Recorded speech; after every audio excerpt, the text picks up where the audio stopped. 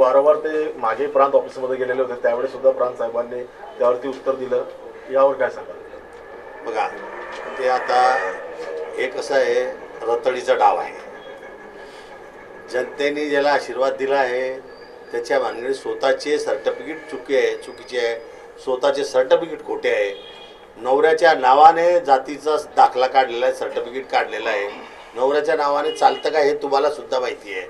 तर ते नसताना आमच्या नगराध्यक्षांनी तर बापाच्या नावाने काढला आहे आणि ते डॉक्युमेंट्स हजर करतील. त्याला 1 वर्षाचा कालावधी आहे. इतकी घाई कशाला आहे?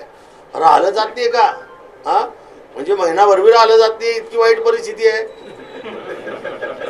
मला तर अचंबा वाटतो की पहिले जात पडताळणीकडे दाखल, नंतर भुसावळ कोर्टात दाखल, आता आज गेल्या हायकोर्टात दाखल.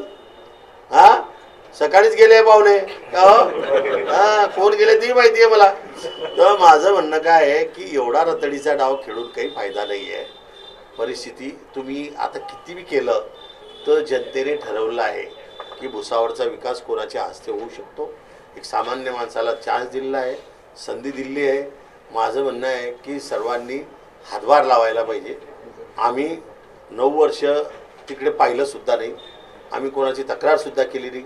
ते तर म्हणत होते तक्रार करा, पण मी तक्रार का केली नव्हती हेही मी सांगितलं की मी जर यांच्या तक्रारी केल्या असत्या तर यांनी सांगितलं असतं की मी विकासाच्या कामाला अडथळा आणतोय. आता हे काय करताय हे तुम्ही बघा.